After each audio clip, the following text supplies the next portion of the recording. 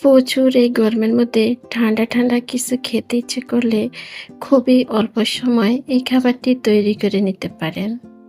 ছোট থেকে বড় সবাই কিন্তু অনেক পছন্দ করবে।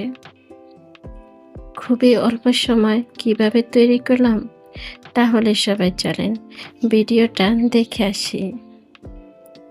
বিসমিল্লাহির রহমানির রহিম। সবাইকে আসসালামু আলাইকুম।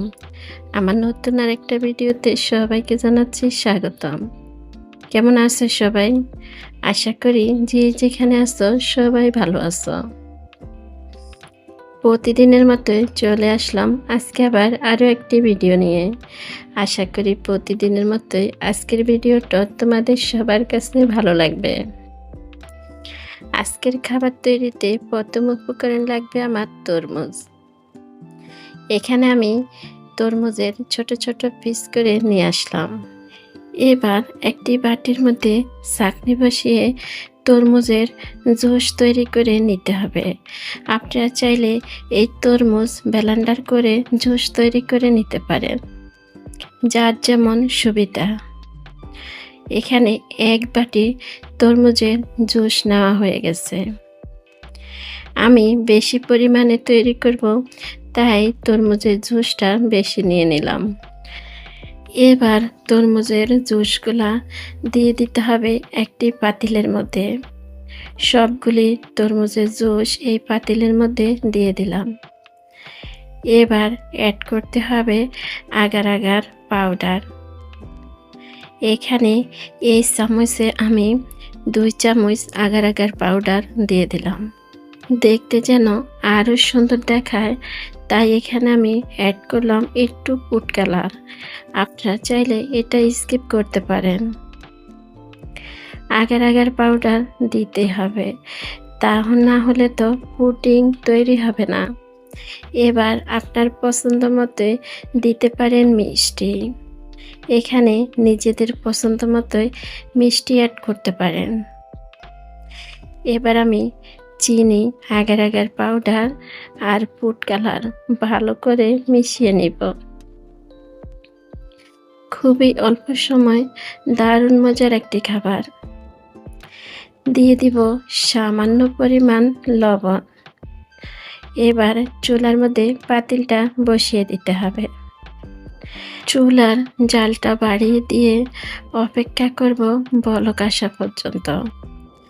আর একটি হাতার সাহায্যে এভাবে লাড়তে থাকতে হবে, তা না হলে নিচ থেকে লেগে যেতে পারে।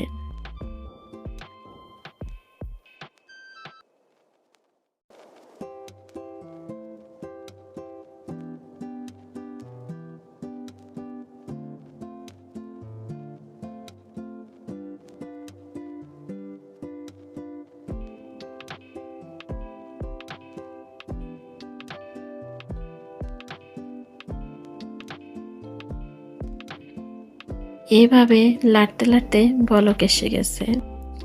এবার চুলাটাকে বন্ধ করে দিতে হবে, আর চুলার উপরে রাখতে হবে না।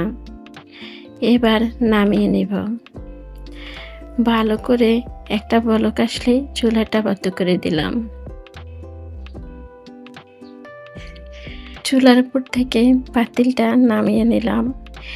এবার যে বাটিতে সেট করব, সরাসরি ওই বাটিতে নিয়ে নিতে হবে। একটি হাতার সাহায্যে বাটির মধ্যে দিয়ে দিব।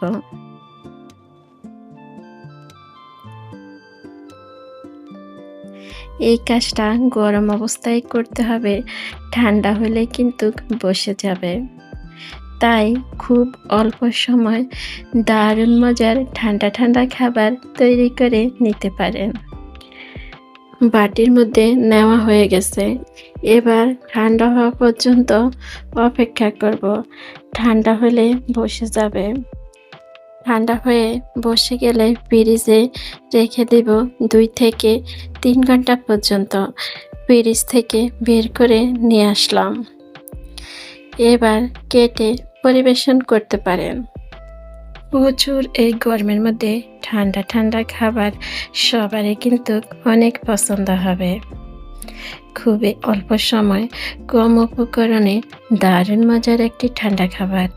কেমন লাগলো কমেন্টে জানিয়ে যেতে পারেন। লাইক দিতে ভুলে গেছেন যারা, একটি লাইক দিয়ে দিবেন। আজকের মতোই তাহলে এখানে বিদায় নিলাম। সবাই ভালো থাকবেন, সুস্থ থাকবেন। সবাইকে আল্লাহ হাফেজ। আসসালামু আলাইকুম।